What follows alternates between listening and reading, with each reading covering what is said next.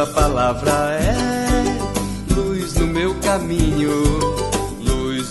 Caríssimos irmãos e irmãs, que bom te encontrar mais uma vez nesta segunda-feira, começando assim mais um dia, mais uma semana, na presença do nosso amado, aquele que nos ensinou as maravilhas da vigilância no Evangelho que líamos ontem, no domingo, a beleza da sabedoria que se deixa encontrar, que salta à nossa frente, que se revela àqueles que a buscam.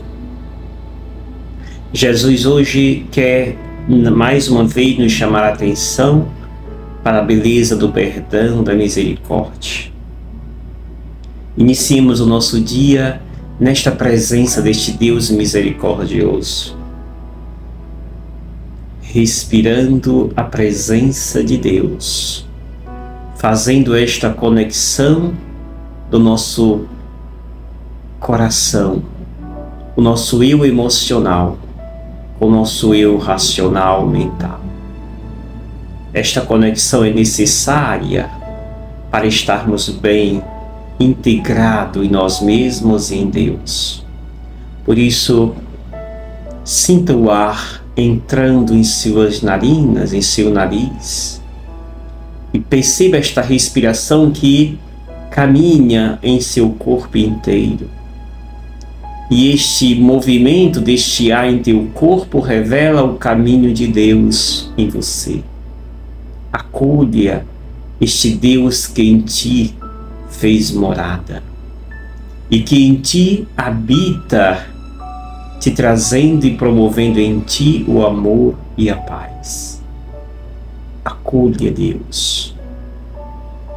Respire lentamente, confiante, acolhendo esta presença amorosa do alto.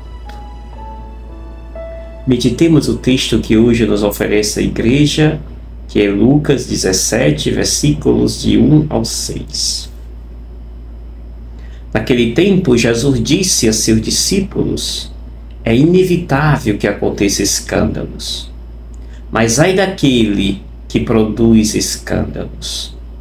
Seria melhor para ele que lhe amarrasse uma pedra de moinho no pescoço e o jogasse no mar, do que escandalizar um desses pequeninos. Prestai atenção: se o teu irmão pecar, repreende-o. Se ele se converter, perdoa-lhe.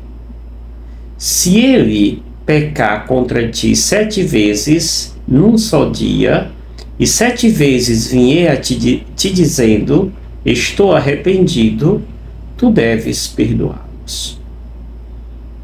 perdoá-lo. Os apóstolos disseram ao Senhor: aumenta a nossa fé.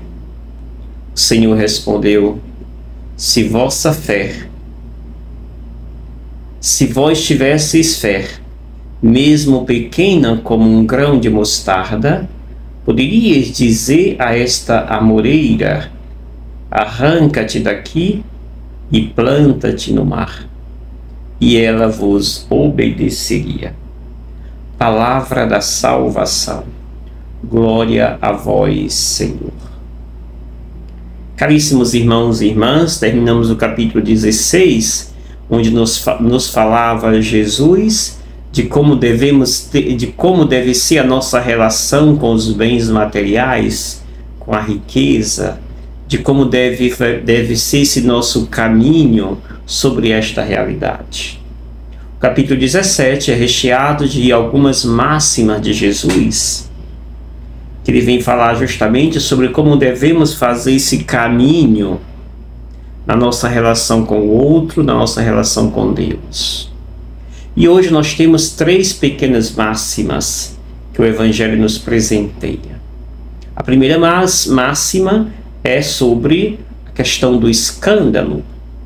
Jesus diz, usando uma linguagem hiperbólica: é inevitável que se aconteça escândalo, Mas ai daquele que produz escândalo. Seria melhor que para ele que lhe amarrasse uma pedra de moinho no pescoço e jogasse ao mar, do que escandalizar. É claro que Jesus fala aqui para os seus discípulos, e aqui se percebe que a igreja inicial e primitiva vivera essa experiência, onde Jesus pede aqui a fidelidade dos seus discípulos à causa do reino de Deus, sem ter desvio, mas manter esta fidelidade. Esta fidelidade que pede Jesus, é claro, será constituída também de pessoas humanas, e vamos ver as máximas seguintes. Por isso, Jesus aqui está dizendo que o que está em vista aqui? A preservação do rebanho. A fidelidade apostólica é em prol da preservação dos pequeninos, do rebanho do Senhor. Por isso exige Jesus esta fidelidade, este zelo para com o rebanho que nos foi confiado. A segunda máxima que Jesus nos traz é sobre o perdão, a misericórdia. Quando ele diz, se o teu irmão pecar, repreende-o. Ou seja, não passe a mão na cabeça, mas reconheça que ele pecou. Dê nome ao seu pecado. No entanto, diz Jesus, se ele se converter, perdoa-lhe. Ou seja, não é porque o outro pecou que me impede de perdoar. Não, mesmo ele tendo pecado, não me impede de perdoar e amar essa pessoa. Depois Jesus diz, se ele pecar contra ti 7 vezes num só dia, e 7 vezes vier a ti dizendo, estou arrependido, tu deves perdoar. Ou seja, o pecado não me impede de exercer com amor a minha relação com o meu irmão.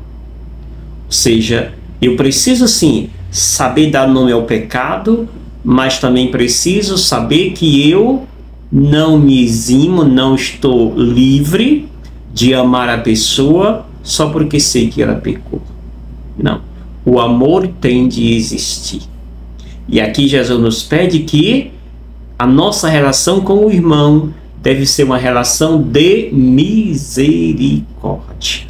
Amai-vos uns aos outros, vai dizer Jesus. A terceira máxima é sobre a fé. Quando os apóstolos percebem aqui que Jesus exige que nós amemos, os discípulos dizem, aumenta a nossa fé.